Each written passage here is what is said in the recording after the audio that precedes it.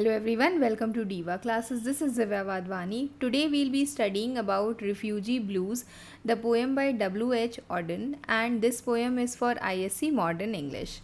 Okay, so the Refugee Blues that we'll study, that the first part that we'll take about the poem and then the line by line explanation of the poem.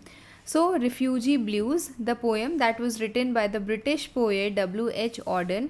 It was first published in 1939 on the eve of World War II. The poem mediates on the plight of the Jewish refugees, means Jewish refugees की जो issues थे उस time पर जो उनकी problems थी उससे related इस poem को रखा गया है. And those were the people who were forced to flee the Nazi Germany state and they were not able to find refuge elsewhere, मतलब कि उनको कहीं और एंटर ही नहीं करने देने दिया जा रहा था because of the passports. Okay, as the poem does so it raises a broader question about the isolation. Means यहाँ पर you will understand when you read the poem, you will understand the issues of isolation, loneliness and exile, कि जब किसी को बाहर भेज दिया जाता है, अपनी कंट्री से बाहर निकाल दिया जाता है उस टाइम पर.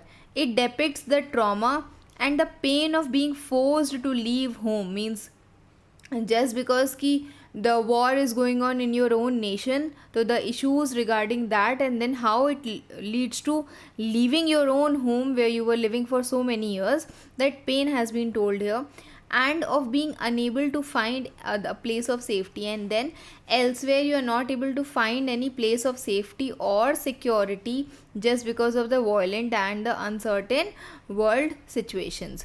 Refugees, that are individuals who are forced to flee their homes, countries to escape war, violence, conflict और persecution. मीन्स जहाँ पर उनको violently मार दिया जाता है, that is known as persecution. They are legally unable to return home, means they are not able to return home safely and are entitled to international protection against under international law. Now in the current era, they have got the protection against under the international law, but during the World War II it was not the case. Okay, so now we'll be understanding the line by line explanation. This is the part of the poem and this is the colorful parts are the part of explanation. So here the speaker, again he is a refugee. ठीक, so he is telling that say this city has 10 million souls. You can again consider this as a part of hyperbole, that is exaggeration. एक speech, figure of speech होती है जिसमें आप किसी चीज़ को बहुत ही ज़्यादा एग्जैजरेट करके बताते हो. तो वो कह रहे हैं यहाँ पर कि ये हो सकता है कि there is no doubt in this कि there may be 10 million souls, कुछ जो मैंशंस में रह रहे हैं, बड़े बड़े पैलेसेस में रह रहे हैं, and some are living in the holes.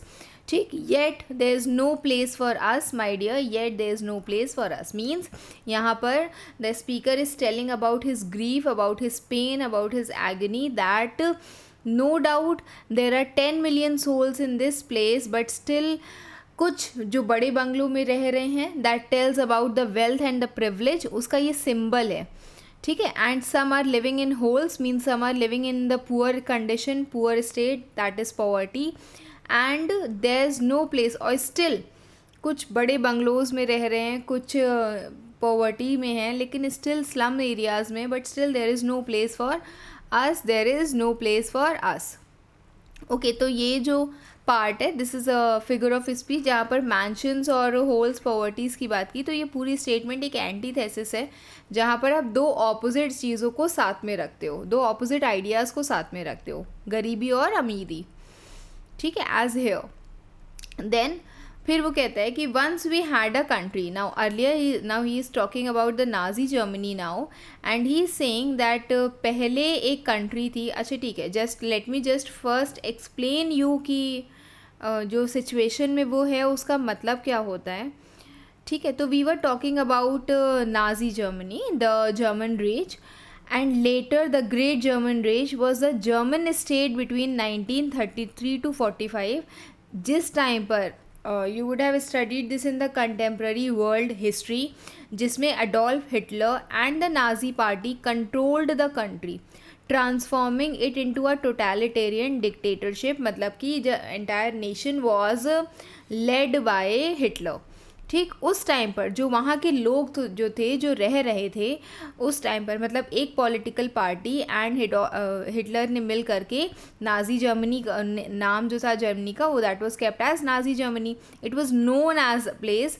And then जो रिफ्यूजीज थे वहाँ के, they were the hundreds of thousands of individuals, specially that was a Jewish people, ठीक, that is a religion, as well as the political dissidents and other targeted minorities. कुछ और भी targeted minorities थी, small group of people थे, जैसे Hindus is a big majority in the country of India, ठीक, similarly who fled persecution and state sponsored terror. और ये वो पीपल थे, ये जो रिफ्यूजीज थे, ये वो लोग थे जो वहाँ से उस समय वहाँ से जाने की, भागने की कोशिश कर रहे थे। तो driven out of by the discriminatory laws, violence, stripping of their civil rights, many faced desperate struggle. और जस्ट बिकॉज कि उन्हें पता था कि उनकी खुद की जो नेशन है वहाँ पर पॉलिटिकल स्टेबिलिटी नहीं है अभी, they were just leaving the nation forcefully और intentionally, they were just leaving the nation and they were just finding the safe place in the global heavens, मतलब कि हर जगह पर वो ढूंढ रहे थे कि कहीं पर उनको अलाउ कर दिया जाए जहाँ से वो आ जाएं, लेकिन still they were, the international borders were also closed for them because no one wanted to take the refugees from that place। तो ये जो सिचुएशन है, इसी के ही बेसिस पर ये जो पोइट्री है ये बनाई गई है। Okay, so coming back to the topic, अब this part I'll be sending you this document on Telegram, तो आप उससे एक बार इसको रीड भी कर सकते हो। तो सेकेंड वाला पार्ट कहता है that once we had a wait हाँ, the second stanza says that once we had a country and we thought it fair, मतलब कि एक टाइम पर हमें लगता था कि कंट्री है जहाँ पर जस्टिस है, जहाँ पर लॉ है, तो उसी के लिए ये जो वर्ड है ये फेयर यूज़ किया गया है, एक ह्यूमन क्वालिटी उसको दी गई है। Look in the atlas and you will find it there, और तुम वहाँ पर उसको एटलस में देखो, yes you will be able to find it.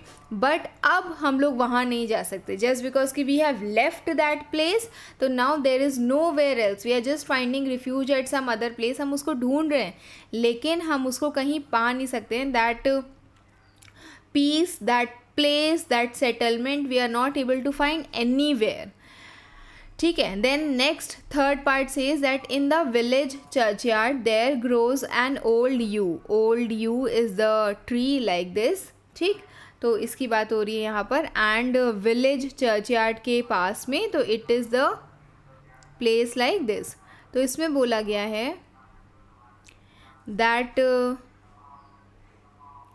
In the village churchyard there grows an old yew, means there is a place village churchyard जहाँ पर एक बहुत ही ओल्ड सा ट्री ग्रो कर रहा है, ठीक, दैट सिम्बलाइजेज रिवाइवल और रीबर्थ की वो चीज़ जो है वो बार बार रिन्यू हो जा रही है। But are passports can not, every spring it blossoms anew, हर स्प्रिंग पत्ते झड़ जाते हैं, फिर नए पत्ते उसमें उग आते हैं, लेकिन जो ओल्ड पासपोर्ट्स हैं that can not do that my dear, old passports can not do that. तो हियर इज सेइंग कि it is a kind of comparison between the village churchyards tree जो हर साल ग्रो कर रहा है, हर साल वो रिन्यू हो जा रहा है because of the new leaves, but जो हमारे ओल्ड पासपोर्ट्स हैं उन वो रिन्यू नहीं हो पा रहे हैं। Why? Because no country is accepting that and our own nation has a political instability। तो जो old passports हैं that also symbolizes the limitations कि अब हम उसको वापस से सही कर नहीं सकते, ठीक है। तो this is a metaphor with the nature. Metaphor is a figure of speech जहाँ पर लाइक और एज के बिना भी आप चीज़ों को कंपेयर करते हो। She is like a rose, तो that is a simile, she is a rose, this is a metaphor, ठीक। तो कह रहे हैं कि हम लोग के जो ओल्ड पासपोर्ट्स हैं वो रिन्यू नहीं हो सकते हैं, my dear, old passports can not be renewed. Then the council banged the table, council means उन्होंने क्या किया, एक ऐसे करके टेबल को बैंग किया। जब ये वहाँ पर गया जहाँ पर the passports were suppose to be renewed, तो एक अथॉरिटी होती है that is a official appointed by the government in a foreign city helping people of their own country who are living और विजिटिंग देयर। सपोज़ कि ये जो person है ये यहाँ का है, ठीक, जर्मनी का, he has gone to some other nation, और यहाँ पर एक अथॉरिटी बैठी है जिसको हम कौंसिल कहते हैं, और वो इस नेशन के हैं, जो इस नेशन के जो लोग यहाँ आ गए हैं उनकी हेल्प करते हैं, ठीक, एम्बेसी के फॉर्म में। जैसे होता है कि अगर हम if I go to USA, तो यूएसए में एक इंडियन एम्बेसी होगी जो हमें हमारे लोगों से कनेक्ट करेगी, या फिर if we have to go to our own nation, if you are stuck into some problem, तो वो हमें हेल्प करेगी। तो सिमिलरली वहाँ पर एक कौंसल था जो एक मतलब he is an official that is appointed by the government in the foreign city helping people for their own country who are living और विजिटिंग देयर। तो वो लोग जो वहाँ पर एक्चुअली रह रहे हैं ऑफ द सेम नेशन जिसका वो कौंसल है, वहाँ पर अगर वो रह रहे हैं तो उसको हेल्प करने के लिए, ठीक। तो he just banged, he is a official, तो वो he was just banged, he just ऐसे करके उसने जो टेबल है उस पर ऐसे करके हाथ रखा, ज़ोर से पटका, and said if you got no passport you are officially dead. अगर तुम्हें कोई भी पासपोर्ट नहीं मिलता है, if you will not get any sort of passport, तो तुम ऑफिशियली डेड हो, मतलब तुम यहाँ पर एक इलीगल इमिग्रेंट हो, मीन्स समवन हु हैज़ जो इलीगली, ठीक है, गैर कानूनी तरीके से वो उस कंट्री में आ गया है, जो दूसरी कंट्री उसमें आ गया है। बट वो अब जब वो कह रहे, कौंसिल कह रहे हैं कि अगर तुम्हारे पास असली पासपोर्ट नहीं है या रिन्यूड पासपोर्ट नहीं है तो तुम ऑफिशियली डेड हो। पर वो कह रहा है but the speaker is saying but we are still alive, that is the helplessness of this person that is being shown here. Okay, went to a committee, फिर हम एक ऑर्गेनाइजेशन पे गए that was suppose to help the Jewish refugees, तो हम वहाँ पर गए। And when we went there, you can say that this is a kind of a political party. They offered me a chair, asked me politely to return next year, but where shall we go today? तो वो कह रहे हैं कि अब जब I went to a committee, there was a kind of कह सकते हो कि एक बैठक थी, तो वहाँ पर मैं गया, वहाँ पर he very with a kind heart the person offered me a chair to sit. जब मैंने उसे बोला कि मतलब these are the issues and I want to get my passport renewed so that I can go back to some other place, some other मतलब nice place, can I go that where is which is the safest place for me, he asked me politely. तो उस person ने मुझे ये reply किया कि तुम अभी जाओ, तुम नेक्स्ट ईयर आना। बट नेक्स्ट ईयर तो मैं आ जाऊँगा, मैं अभी कहाँ जाऊँ, where shall I go today. Okay, then next is came to the public meeting. अब these are the options that may be asked from you कि वो कहाँ कहाँ गया था सॉल्यूशन के लिए, कौंसिल के पास गया था, कमिटी के पास गया था, पब्लिक मीटिंग में गया था, जहाँ पर एक पॉलिटिशियन था, he was a speaker. He got up and said if we let them in they will steal our daily bread. तो कह रहे कि अगर वो, अब ये daily bread is the survival, ठीक है, सर्वाइवल नीड्स और बेसिक नीड्स के लिए। तो कह रहे कि एक पब्लिक मीटिंग में मैं गया था जहाँ पर पॉलिटिशियंस की बैठक थी, और वहाँ मैं गया तो वहाँ पर एक स्पीकर था that was probably a politician only. तो वो कहता है, वो पॉलिटिशियन उठा, उसने माइक पे सबके सामने बोला अगर हम इन रिफ्यूजीज़ को यहाँ पर एंटर करने देंगे हमारे नेशन में तो वो हमारी डेली ब्रेड खा जाएंगे। He was talking of you and me my dear, he was talking of you and me means he was talking about we the speaker, जो अभी बोल रहे हैं यहाँ पर पूरी पोयम, एंड उसके साथ जो पर्सन है उसके लिए।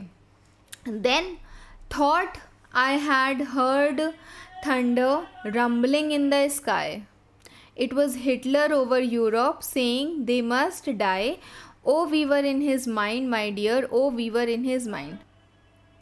ओके, तो he thought that he had heard the thunder rumbling in the sky, that is a figure of speech onomatopoeia, जो साउंड्स को रिजेंबल करती है, ठीक है। तो यहाँ पर बोला गया है that I thought that I have heard the thunder rumbling in the sky, that can be a symbol of the warning of the impending danger, कि हाँ अब कितना नुकसान हो सकता है। It was Hitler who was over Europe saying कि ये जितने भी पीपल हैं यहाँ के they must die, O we were in his mind, कि हाँ we were on his mind inside, कि जब वो ये चीज़ बोल रहा था हिटलर जहाँ पर वो है वहाँ पर, ठीक। तो this is the statement that tells कि ये जो एक थ्रेट है that is faced by the Jewish people in Nazi Germany, from where अभी के लिए तो he has fled but he is not finding any refuge anywhere else. Then they are talking about some animals also. This is also another section of the poem. यहाँ पर जो पहला section था जहाँ पर वो पीपल के पास जाता है and he is not getting any help, we have another section जहाँ पर कुछ एनिमल्स की भी बात की गई है. तो ही is saying that he saw a poodle in the jacket fastened with a pin, saw a door opened and a cat let in. They weren't German Jews, my dear, they weren't German Jews. Okay तो यहाँ पर we are talking about the poodle, ठीक, and the same dog breed with a jacket, ऐसे करके, ठीक है. तो यहाँ पर बोला गया है दैट मैंने एक डॉग को देखा हु वॉज फास्टेंड, जिसका जो जैकेट था that was fastened with a pin, probably to keep them warm, गर्माहट के लिए या उसको केयर करने के लिए, पैम्पर करने के लिए. अब डॉग को भी you are letting, you have so मतलब यू हैव सीन कि एक डोर ओपन हुआ, एक कैट लेट इन. यहाँ पर देख रहे हो कि डॉग को कितनी केयर की जा रही है. आप ये देख रहे हो कि एक डोर खुला और उसमें कैट उस डोर के अंदर आना चाहती थी और उसको आने दिया, but just because they were not German Jews, so इसलिए उनको जाने दिया. We are German Jews hence we are not letting, they are not letting us in. मतलब कि here he himself is being compared to, he himself is comparing himself to the other animals, where he is saying कि even the dog or the cat are being मतलब they are taken care of, but यहाँ पर when a human being is there, तो another human being is not even helping us to let in, to give us refuge, to give us a little place in the house to live, ठीक. went down the harbor and stood upon the quay, means यहाँ पर this is a platform जहाँ पर goods and passengers को load किया जाता है. Harbour जहाँ पर जो बोट्स हैं वहाँ पर वो रखी जाती हैं. वहाँ पर जहाँ पर we saw that harbour, this is the place, ठीक.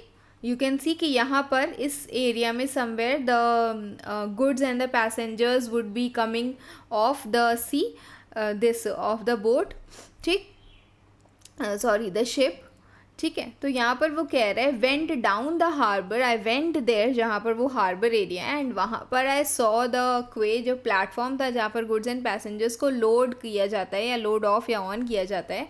वहाँ पर मैंने देखा कोई कुछ फिशेस हैं जो स्विम कर रही हैं as if they were free. मतलब यहाँ पर again he is using that same condition to be compared with his own condition. Only 10 feet away, मुझसे बस वो 10 feet की दूरी पर हैं, ठीक. My dear only 10 feet away, but still they are free, we are not free. We can not move freely here and there, but they themselves can move freely here and there. Then walked through the birds, saw the birds in the trees. They had no politicians, sang at their ease. They weren't the human race, my dear, they weren't the human race, ठीक. तो वो कह रहे हैं कि यहाँ पर when I was moving through the woods, I was moving through the forest areas, और मैंने देखा कि वहाँ पर birds and trees में they had no politicians, they were not caring about the politicians. कोई ऐसे politicians थे नहीं जो उनको regulate कर रहे थे. वो बहुत ही freely, happily, easily song गा रही थी. कोई नहीं था जो उनके this right to speak और speech को नुकसान पहुँचाए. Why? Because they were not humans like us, they were not the German Jews like us. They were free, they were easy, they were happy. जैसे डॉग वॉज देयर, तो dog को people were caring and he was wearing, the dog was wearing a jacket, ठीक. Cat could be let in, fishes were swimming freely in that sea, and then the birds were free when they're or singing freely and easily when they were on their trees. तो कह रहे कि ये सब थे, लेकिन if we compare them to us तो हम लोग की सिचुएशन बहुत ज़्यादा ही मिजरेबल थी, dreamed I saw a last a building with 1,000 floors. वो कह रहे हैं कि मैंने एक बिल्डिंग देखी with 1,000 of floors. Obviously 1,000 floor की building is a too much, so this is again a part of hyperbole that is known as exaggeration. Exaggeration is a figure of speech जहाँ पर आप किसी भी चीज़ के आइडिया को बहुत ही बढ़ा चढ़ा करें कि उसके इफ़ेक्ट को और उसको एम्फेसाइज करने के लिए उसके वो बहुत ज़्यादा ही इंक्रीज़ करते हो. I have called you 10,000 times. So ये जो होता है ना कि एक्चुअल में I never called you 10,000 times, not even 100 times, but still just because कि हमें उस चीज़ को बढ़ा के बताना है, उसको एम्फेसाइज करना है, hence we use this term. तो that is known as hyperbole. 1,000 windows and 1,000 doors. वो कह रहे हैं कि मैंने एक बिल्डिंग देखी अपने सपने में जिसमें 1,000 फ्लोर्स थे, 1,000 विंडोज़ थी, 1,000 डोर्स थे, but no one of them was ours. But उसमें से कोई भी ऐसा घर नहीं था जो हमारा घर हो. Okay, then I stood on the great plain in the falling snow. कह रहे कि मैं एक प्लेन एरिया पे यहाँ पर I was standing here and the snow was falling.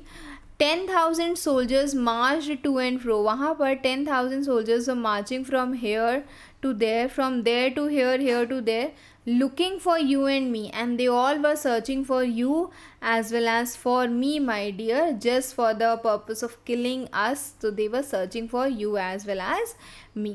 ठीक है, so this is the poem all about. Then a little analysis that this is a 12 stanza structure poem that is with a consistent rhyming of A, B. A little example I can give you of A and B. Suppose this is a place, ठीक, तो it is floors and doors and it is ours. Floors and doors is A and this is जो जिसका दूसरा rhyming हो जाता है वो होता है B. जब आप दूसरे rhyming pattern जैसे cat, mat, sat, ठीक, snow and fro, तो this is A, एक जैसा है A, and then this is the second one that is B. Then after that analysis में ये पढ़ लिया, resembling the blue ballad in the rhythm and repetition, which gives it a somber refrain driven cadence of common in folk traditions.